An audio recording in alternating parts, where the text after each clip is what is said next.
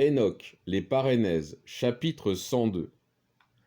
Or, je vous le jure, ô juste, par la grandeur de sa splendeur, par son royaume et par sa majesté, je vous jure que j'ai eu connaissance de ce mystère, qu'il m'a été donné de lire les tables du ciel, de voir l'écriture des saints, de découvrir ce qui était inscrit à votre sujet. J'ai vu que le bonheur, la joie et la gloire vous sont préparés, et attendent ceux qui mourront dans la justice et dans la sainteté.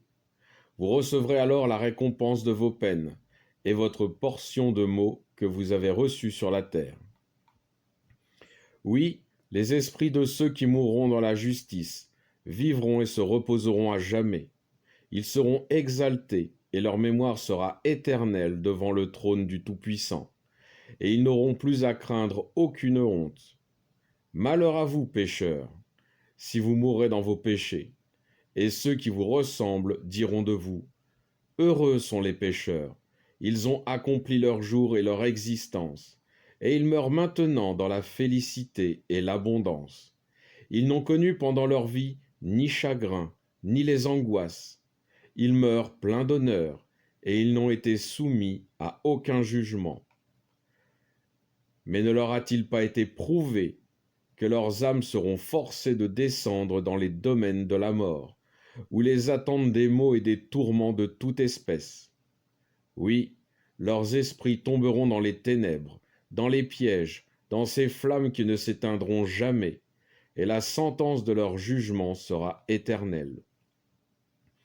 Malheur à vous, car vous n'aurez plus de paix, et c'est en vain que devant les justes et les saints, vous chercherez à vous excuser, en disant « Nous avons connu, nous aussi, les jours de l'affliction, nous avons supporté une foule de maux.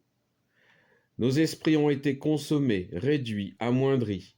Nous étions perdus, et personne ne nous portait secours, et personne ne nous encourageait, pas même de la voix.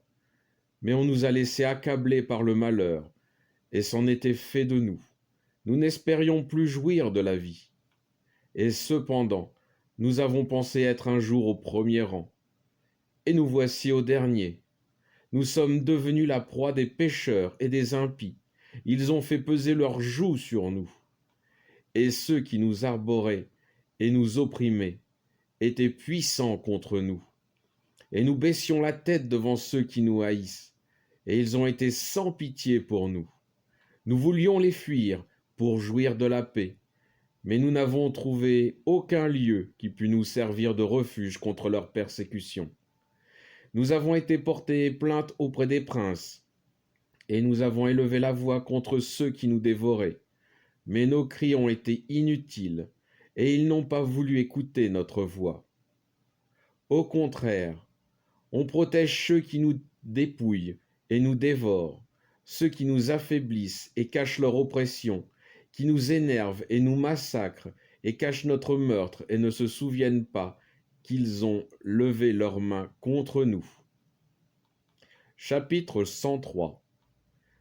Quant à vous, ô justes, je vous jure que dans le ciel les anges rappellent devant le trône du Tout-Puissant votre justice, et vos noms sont écrits devant le Très-Haut. Ayez donc bon espoir, car si vous avez été en butte aux maux et aux afflictions de cette vie, vous brillerez dans le ciel comme des astres, et les célestes barrières s'abaisseront devant vous. Vos cris demandent justice, et vous serez vengés de tous les maux que vous avez soufferts depuis le commencement, et de tous ceux qui vous ont persécutés, ou qui ont été les ministres de vos persécuteurs.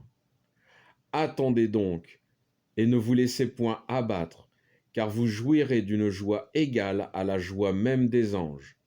Et au jour du jugement, vous n'aurez aucune condamnation à craindre. Ne vous découragez donc pas, ô justes, quand vous voyez les pécheurs heureux et florissant dans leur voie. Ne devenez point leurs complices, mais tenez-vous loin de leur foule persécutrice. Vous êtes associés aux troupes célestes. Pour vous, pécheurs, qui dites « Toutes nos transgressions seront oubliées », sachez, au contraire, que tous vos crimes sont soigneusement inscrits dans le livre du ciel. De sorte, je vous le dis encore, que la lumière et les ténèbres, le jour et la nuit, seront des témoins contre vous et vos fautes. Ne commettez donc plus l'impiété, ni le mensonge, ne faussez plus la vérité, ne vous élevez plus contre la parole du Saint et du Puissant. Ne vous inclinez plus devant de vaines idoles, car vos péchés, vos impiétés seront jugés comme de très grands crimes. Maintenant, écoutez le mystère qui vous concerne. Beaucoup de pécheurs corrompront et fausseront la parole de la vérité. Ils prononceront de mauvaises paroles, commettront le mensonge, composeront des livres dans lesquels ils déposeront les pensées de leur vanité. Mais s'ils y déposaient mes paroles, ils ne les changeront, ni ne les altéreront point, mais ils écriront avec exactitude tout ce que j'ai dit sur eux depuis le commencement. Je vais vous révéler un autre mystère.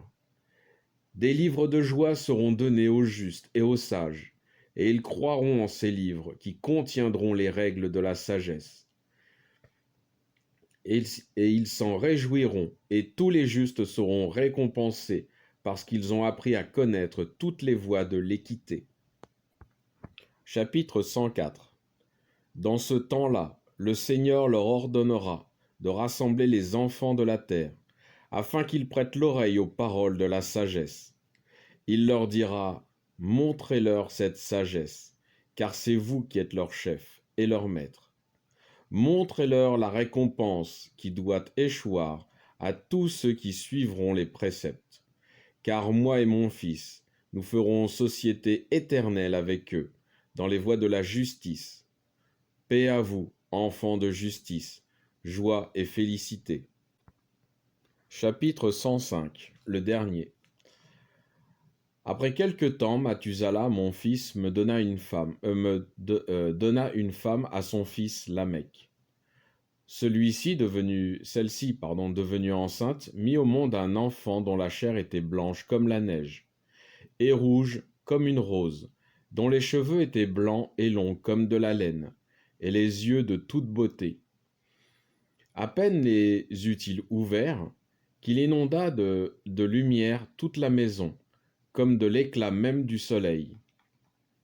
Et à peine fut-il reçu des mains de la sage-femme, qu'il ouvrit la bouche en racontant les merveilles du Seigneur.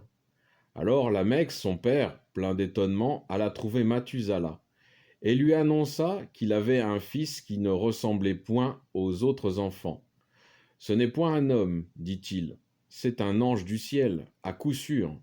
Il n'est point de notre espèce. Ses yeux sont brillants comme les rayons du soleil, sa figure est illuminée. Il ne paraît pas être de moi, mais d'un ange. Je crains bien que ce prodige soit le présage de quelques événements sur la terre. Et maintenant, ô mon père, je te supplie d'aller trouver Enoch, mon aïeul, et de lui en demander d'explication, car il fait sa demeure avec les anges. » Après avoir entendu les paroles de son fils, Mathusala vint me trouver aux extrémités de la terre, car il savait que j'y étais, et il m'appela. À sa voix, j'accourus à lui, et je lui dis, « Me voici, mon fils, pourquoi es-tu venu me trouver ?» Et il me répondit, « Un grand événement m'amène auprès de toi, une merveille difficile à comprendre, dont je viens te demander l'explication. Écoute donc, ô mon père, et sache que mon fils Lamech vient d'avoir un fils qui ne lui ressemble nullement, et qui ne paraît pas appartenir à la race des hommes. Il est plus blanc que la neige, plus rouge que la rose, ses cheveux sont plus blancs que la laine, et ses yeux jettent des rayons comme le soleil. Quand il les ouvre, il remplit la maison de lumière. » Et aussitôt après qu'il est sorti des mains de la sage-femme, il a ouvert la bouche et béni le Seigneur.